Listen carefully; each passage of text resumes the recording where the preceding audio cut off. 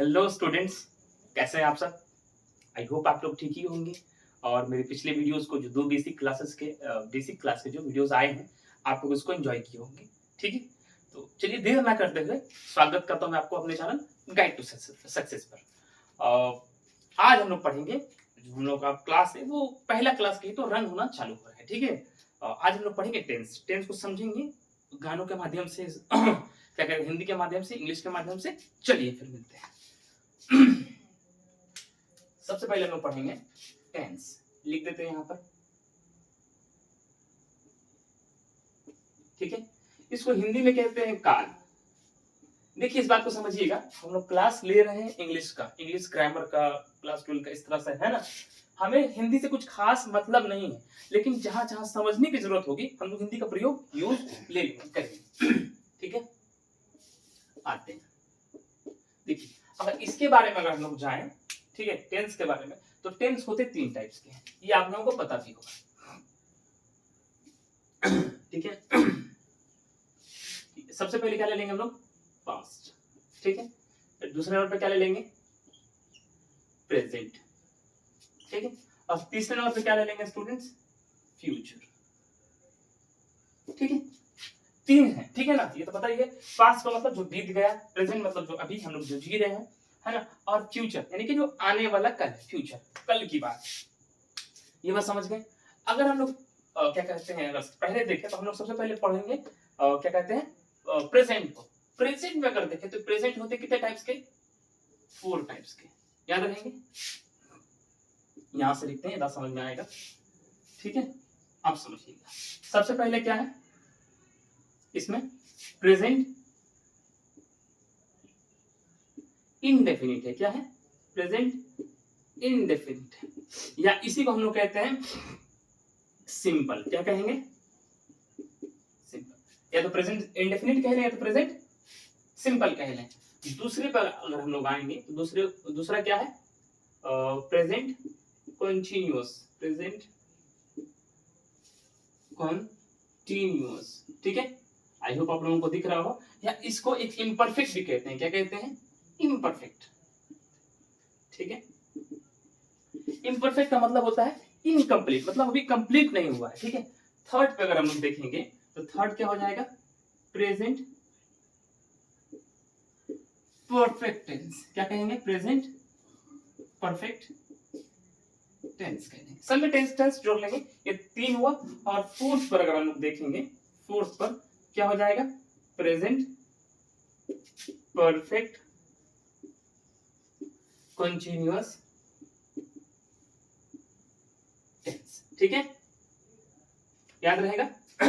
क्या मैंने बताया आप लोगों को, एक मैंने बताया प्रेजेंट इंडेफिनिट या सिंपल, फिर मैंने बताया प्रेजेंट कंटीन्यूअस या इम्परफेक्ट, फिर थर्ड पे क्या बताया, प्रेजेंट परफेक्ट टेंस, और फोर्थ पे क्या बताया, प्रेजेंट परफेक्ट कंटीन्यूअस टेंस। अगर किसी में भी जाएंगे, प्रेजेंट में जाएंगे या पास्ट में जाएंगे, तो सबके अलग अलग टाइप्स हैं। जैसे पास्ट में भी हो जाएगा पास्ट सिंपल या पास्ट इंडेफिनिट कहना है उसको, पास्ट कंटीन्यूअस कह लें, पास्ट इम्परफेक्ट कह लें, फिर पास्ट परफेक्ट कह लें और पास्ट परफेक्ट कंटीन्यूअस कह लें। इस तरह से हम लोग पढ़ेंगे। ठीक है, अब आते हैं हम लोग सबसे पहले क्या पढ़ेंगे, प्रेजेंट इंडेफिनिट। क्या पढ़ेंगे सबसे पहले हम लोग, प्रेजेंट इंडेफिनिट। थोड़ा सा मिटा लेते हैं, आप लोगों को ज्यादा समझ आएगा। ठीक है, ये बस समझाने के लिए था क्या कितने टाइप का होता है। उसी तरह से फ्यूचर में भी 4 टाइप्स होते हैं, फ्यूचर सिंपल, ठीक है, या फ्यूचर इंडेफिनिट कह लें, फ्यूचर कंटीन्यूअस कह लें, फ्यूचर परफेक्ट कह लें, या फ्यूचर परफेक्ट कंटीन्यूअस कह लें। ठीक है, सब में 4 पार्ट्स होते हैं तीनों में। अब आते हैं, समझिएगा क्या लिखेंगे हम लोग, प्रेजेंट सिंपल। ठीक है, ये हम लोग पढ़ेंगे आज, प्रेजेंट सिंपल, या इसी को हम लोग क्या कहते हैं, इनडेफिनिट। क्या कहते हैं, ठीक है, आज हम लोग ये पढ़ेंगे। ये पहला टॉपिक है। ठीक है, अब पढ़ाई चालू हुई है, अब समझिएगा।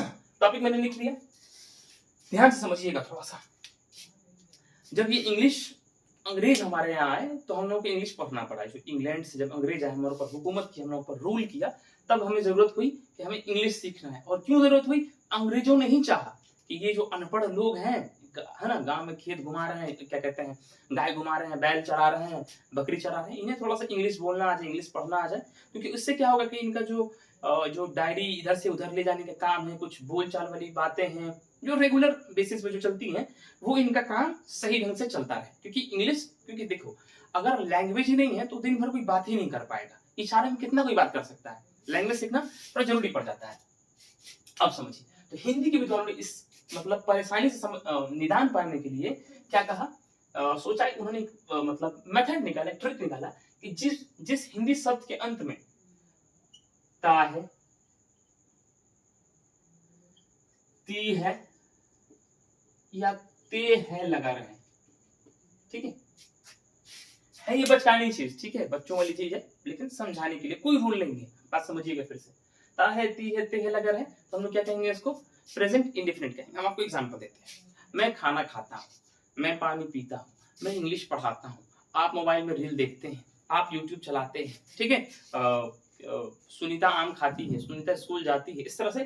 तो ता है, ती है, ते, इस तरह से वर्ड्स खत्म हो रहे हैं, तो ये क्या हो जाएगा, प्रेजेंट सिंपल के अंडर में आएगा। फिर उसको हम लोग चेंज करते हैं स्ट्रक्चर के मतलब रूल के हिसाब से। लेकिन इस बात को आप समझिएगा कि अगर हम कहेंगे कि वो मेरा नाती है, वो मेरा पोता है, इस तरह से हम वर्ड का इस्तेमाल करें, तो आखिर में आप समझेंगे कि ता है और ती है, नाती है, ती आ गया, और वो मेरा पोता है, ता है आ गया। अभी तो हम जस्ट ये रूल बताएं कि ता है, ती है, ती है, इस तरह से वर्ड लगा है, तो क्या ये प्रेजेंट इंडेफिनिट होगा, बताइएगा, उसके बाद सोच के। ठीक, आप अगर सोच भी रहे हैं कि पोता है, ता है लग गया है, तो ये मैं बता दूं आप लोगों को कि बिल्कुल गलत है, ठीक है, क्योंकि यहाँ पर क्या एक रिलेशन बताया जा रहा है। क्या बताया जा रहा है, रिलेशन। मैंने आप लोगों को पहले कहा कि ता है, ती है, ते है कोई रूल नहीं, ट्रिक है, और ट्रिक कभी कभी गलत हो जाता है। तो नाती है और पोता है से, ता है और ती है से आप लोग कंफ्यूज ना हो, ये बस समझने के लिए है। लेकिन अगर इसका रियल पॉइंट ऑफ व्यू से अगर आप लोग देखेंगे तो ये क्या बताता है, हैबिचुअल एक्शन को बताता है, आदत को बताता है। किस चीज को बताता है, आदत को बताता है। क्या बताएगा, आदत को बताता है। आदत समझते हैं आप लोग, हैबिचुअल जो आपके हैबिट में है, ठीक है, क्या बताता है, हैबिचुअल एक्शन को बताता है। कौन बताता है, प्रेजेंट इंडेफिनिट। अब फिर से हम आपको दोहराते हैं, बात समझिएगा।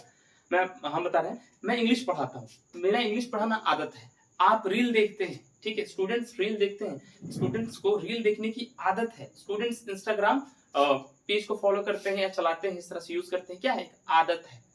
स्टूडेंट्स घूम रहे हैं, स्टूडेंट्स स्कूल जाते हैं, कॉलेज जाते हैं, क्या है, उनकी आदत है। तो ये जो भी प्रेजेंट इंडेफिनिट है, डिपेंडेंट है किस पे, आदत पर, यानी कि हैबिचुअल एक्शन पर। आई होप आप लोग आप समझ रहे हैं, आप थोड़ा सा पूरा खुल रहा है, आप लोगों का जंग निकल रहा है। अब आते हैं इसके स्ट्रक्चर, ठीक है, स्ट्रक्चर समझिएगा, उसके बाद आएंगे, ठीक है। स्ट्रक्चर 4 टाइप्स के हैं, समझिएगा। अगर पॉजिटिव में लें या अफर्मेटिव इसको कह लें, ठीक है, अफर्मेटिव ही कह लेते हैं, अफर्मेटिव कह लें, पॉजिटिव कह लें, असर्टिव कह लें, एक ही बात है, ठीक है। ठीक है, इसको अगर हम लोग देखेंगे, सब्जेक्ट लिखना होता है, फिर V1 उसमें S या ES लगाते हैं, ठीक है। उसके बाद हम लोग क्या लिखते हैं, ऑब्जेक्ट लिखते हैं, ठीक है। अगर इसी का नेगेटिव में जाएगा हम लोग, ठीक है, सब्जेक्ट लिखते हैं, डू या डज लिखते हैं, उसके बाद क्या लिखते हैं, नॉट लिखते हैं, उसके बाद V1 लिखते हैं, उसके बाद क्या लिखते हैं, ऑब्जेक्ट। देखिए इसमें V1 एस था, लेकिन अब सिर्फ क्या है, V1, क्यों, क्योंकि डू या डज लगे। सब धीरे धीरे समझाते हैं कहां पर क्या कैसे लगेगा। फिर अगर हम लोग इसी में आ जाएंगे इंटरोगेटिव में, यानी कि ओपन क्या कहते हैं, एंडेड वर्ड्स में, एक होता है क्लोज एंडेड वर्ड, तो ये क्या आ जाएगा, क्लोज एंडेड वर्ड हो जाएगा। क्यों, क्योंकि ये डब्ल्यू से स्टार्ट नहीं है, डब्ल्यू से स्टार्ट होने वाले वर्ड्स को क्या कहते हैं, ओपन एंडेड वर्ड्स। तो अगर हम इंटरोगेटिव कहें इसको, इंटरोगेटिव कहें या क्लोज एंडेड वर्ड्स कहें, क्लोज, ये वर्ड आप लोगों के लिए शायद नया हो, ठीक है, मैंने पिछली क्लास में बताया था आप लोगों के लिए, ये वर्ड शायद आप लोगों को नया लगे। अब आते हैं इसमें क्या करेंगे हम लोग, डू या जो डज है, यानी कि हेल्पिंग वर्ब्स है, इसको हम लोग बाहर निकाल लेंगे।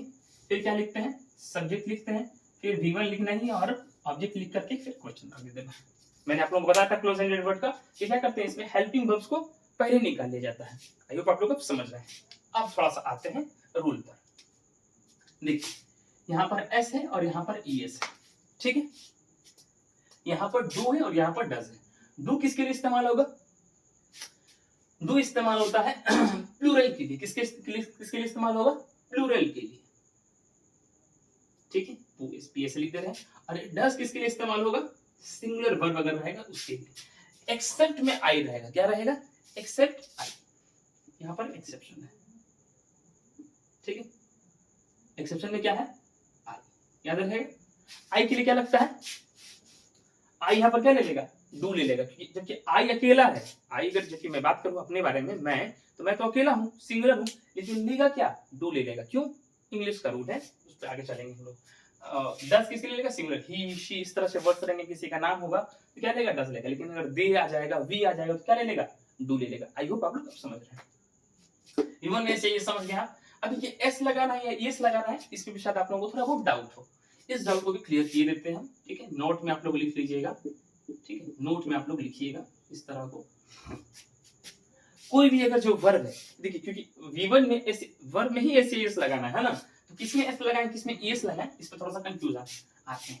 किसी वर्ड के आखिर में सी, CH, S, SH, double S, X, O और Z लगा हो तो आप लोग क्या करेंगे? इसमें ES लगाएंगे। क्या लगाएंगे? ES लगेगा। इसमें क्या लगेगा? ES। और बाद बाकी में S लगेगा, ठीक।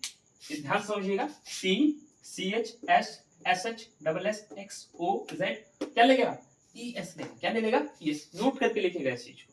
अब आते हैं आपको एग्जाम्पल के थ्रू समझाते हैं इसी क्या कहते हैं रूल के जरिए कि कैसे क्या है, ठीक है। देखिए हम आपको एग्जाम्पल लेके समझाते हैं। अगर हम लोग समझेंगे कि सबसे पहले इस पर आते हैं, ठीक है। अगर हम लोग कहेंगे राम स्कूल जाता है, कैसे लिखेंगे? राम, सब्जेक्ट लिख लिया मैंने, ठीक है। फिर देखिए हेल्पिंग वर्ब वगैरह तो है नहीं कि is, am, are, was, were, will, shall इस तरह से कुछ यूज करें, क्योंकि हेल्पिंग वर्ब लेना है, डायरेक्ट वर्ब लिखना है। राम डैश गो। अब देखिए अब आप समझिएगा, राम स्कूल जाता है, जाना, जाने के वर्ब हिंदी क्या हो जाएगा? इंग्लिश क्या हो जाएगा? गो। गो लिख दिए। अब एक बात समझिएगा, वर्ब तो लिख दिए, V1 का वर्ब का फर्स्ट फॉर्म तो लिख दिए, एस लगाना है, एस लगाना है। एग्जांपल के थ्रू पता चलेगा क्या? आखिर में ओ है क्या? हाँ है, तो क्या लगा देंगे? ES। क्या लगा देंगे? ES। Ram goes to school. अब टू को लेकर के हम आपको बाद में बताएंगे, यह भी बता सकते हैं कि टू क्यों लगा, क्योंकि टू किसको डिनोट करता है? की ओर को, ठीक है। कहीं अगर जाना हो, टू का मतलब क्या होता है? की ओर। I am going to Patna, मैं पटना की ओर जा रहा हूँ, एक दिशा बताता है, इसलिए टू लगा है। इसमें कोई रूल वाला सिस्टम नहीं। लेकिन अगर इसी बात को हम कहें कि मैं स्कूल जा रहा हूँ, क्योंकि देखो स्कूल दो तरह के लोग जाते हैं, एक पढ़ाने वाला, एक पढ़ने वाला, खेलने वाले जाते हैं, बस समझिएगा। लेकिन अभी राम जा रहा है, लेकिन अभी अगर मैं जाऊँ स्कूल पढ़ाने के लिए, अब बात समझिएगा, आप ही जाए, क्या लिखेंगे? आई, मतलब मैं स्कूल जाता हूँ क्या लिखेंगे? आई गो टू स्कूल, ठीक है। अब बात समझिएगा, आई के बाद मैंने गोस नहीं लगाया, आई के बाद मैंने गोस नहीं लगाया। यहाँ पर एक और एक्सेप्शन है, यहाँ पर जो ये है वर्ब में इस लगता है, तब तक लगेगा अगर सिर्फ आई अगर आ गया। एक बात समझिएगा, जब अगर नेगेटिव पॉइंट पे आ गए हम लोग, क्या करें? देखिए यहाँ पर नेगेटिव है तो डू डज लग गया, नॉट लग गया तो V1 का फॉर्म पहला आ गया। लेकिन अगर जो सेंटेंस है पॉजिटिव ही है, बात समझिएगा, लेकिन उसका जो सब्जेक्ट आई आ गया तो क्या ये वर्ब भी क्या हो जाएगा? इसका अपने वर्ब के पहले फॉर्म में आ जाएगा, ना एस लेगा ना ES लेगा, नहीं ना V फिफ्थ के फॉर्म पर, V का जो फिफ्थ फॉर्म है उस पर बिल्कुल भी नहीं आएगा। क्यों? सिर्फ आई की वजह से, क्योंकि आई थोड़ा सा हर जगह आपको बदमाशी करता हुआ दिखेगा। आगे बात समझ में, ठीक है। ये इसकी एक आदत है, ठीक है। ये बदमाशी करता रहेगा, करता रहेगा, करता रहेगा, हर जगह इसका एक्सेप्शन वर्ड्स मिलते रहेंगे। अब आते हैं थोड़े से इस तरह के वर्ड्स में, ठीक है, नेगेटिव। क्योंकि देखो हम आपको एक समझा दिए इस तरह से कि वर्ब में ओ लगा है तो एस लगाना है, लेकिन अगर आई लग गया, गो है लेकिन इसमें क्या एस नहीं लगेगा। अब समझिएगा इसके बाद वाले वर्ड, ठीक है।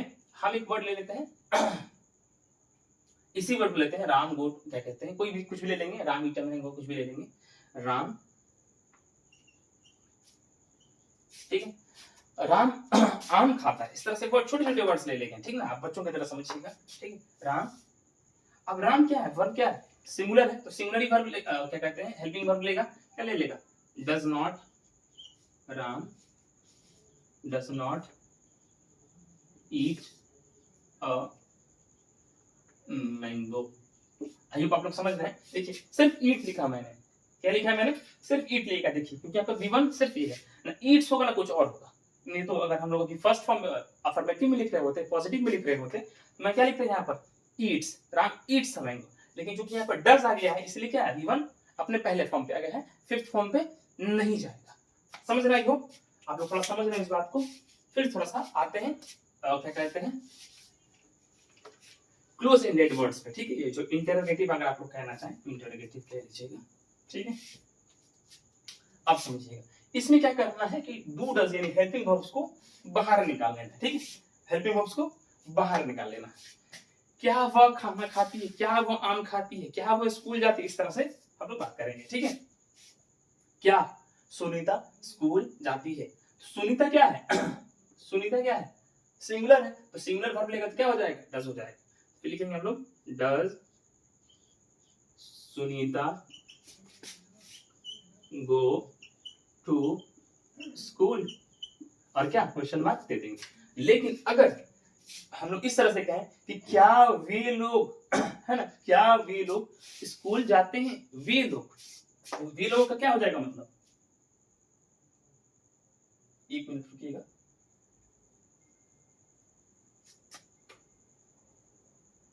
ठीक है, अब बात समझिएगा। वे लोग की अगर हम लोग बात कर लेंगे तो क्या हो जाएगा, डू हो जाएगा। क्या हो जाएगा, हेल्पिंग वर्ब डू हो जाएगा। Do they go to school. ठीक है, आ रही बात समझ में।